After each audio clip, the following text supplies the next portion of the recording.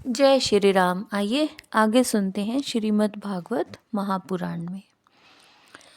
व्यास जी, उस समय प्रेम भाव के अत्यंत उद्वेग से मेरा रोम रोम पुलकित हो उठा, हृदय अत्यंत शांत और शीतल हो गया। उस आनंद की बाढ़ में मैं ऐसा डूब गया कि मुझे अपना और ध्येय वस्तु का तनिक भी भान न रहा। भगवान का वह अनिर्वचनीय रूप समस्त शोकों का नाश करने वाला और मन के लिए अत्यंत लुभावना था। सहसा उसे न देख मैं बहुत ही विकल हो गया और अनमना सा होकर आसन से उठ खड़ा हुआ। मैंने उस स्वरूप का दर्शन फिर करना चाहा, किंतु मन को हृदय में समाहित करके बार बार दर्शन की चेष्टा करने पर भी मैं उसे नहीं देख सका।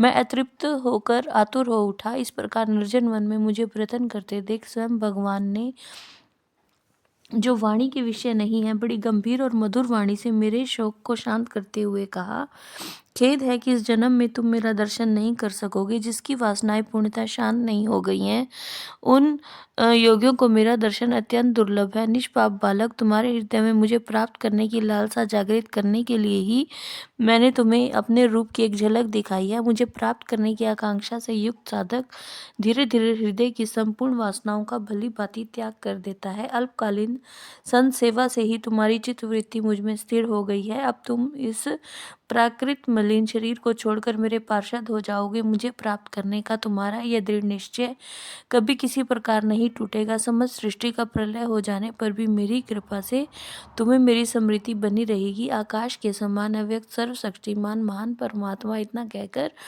चुप हो गए।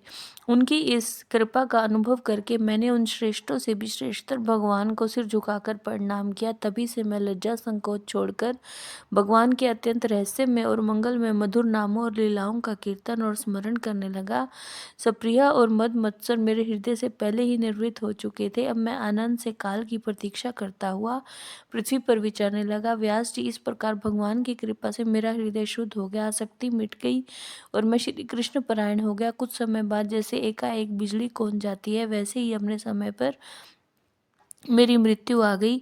मुझे शुद्ध भगवत पार्षद शरीर प्राप्त होने का अवसर आने पर प्रारब्ध कर्म समाप्त हो जाने के कारण 5 भौतिक शरीर नष्ट हो गया। कल्प के अंत में जिस समय भगवान नारायण एकार्णव के जल में शयन करते हैं, उस समय उनके हृदय में शयन करने की इच्छा से इस सारी सृष्टि को समेट कर जब ब्रह्मा जी प्रवेश करने लगे, तब उनके श्वास के साथ मैं भी उनके हृदय में प्रवेश कर गया।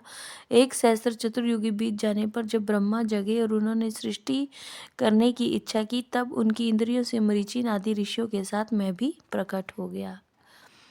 तभी से मैं भगवान की कृपा से वैकुंठ आदि और तीनों लोकों में बाहर और भीतर बिना रोक टोक विचरण किया करता हूँ। मेरे जीवन का व्रत भगवत जन अखंड रूप से चलता रहता है। भगवान की दी हुई स्वर ब्रह्म से विभूषित वीणा पर तान छेड़कर मैं उनकी लीलाओं का गुणगान करता रहता हुआ सारे संसार में विचरता हूँ। जब मैं उनकी लीलाओं का गान करने लगता हूँ, तब वे प्रभु, जिनके चरण कमल समस्त तीर्थों के उद्गम स्थान है और जिनका यशो गान मुझे बहुत ही प्रिय लगता है, बुलाए हुए की भांति तुरंत मेरे हृदय की आकर दर्शन दे देते हैं। जिन लोगों का चित्त निरंतर विषय भोगों की कामना से आतुर हो रहा है, उनके लिए भगवान की लीलाओं का कीर्तन संसार सागर से पार जाने का जहाज है।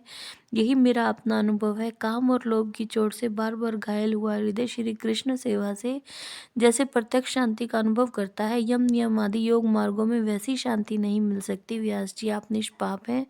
आपने मुझे जो कुछ पूछा था वह सब अपने जन्म और साधना का रहस्य और आपकी आत्म संतुष्टि का उपाय मैंने बता दिया है। श्री सूत जी कहते हैं, शौनकादि ऋषियों देवऋषि नारद ने व्यास जी से इस प्रकार जाने की अनुमति ली और वीणा बजाते हुए स्वच्छंद विचरण करने के लिए वे चल पड़े।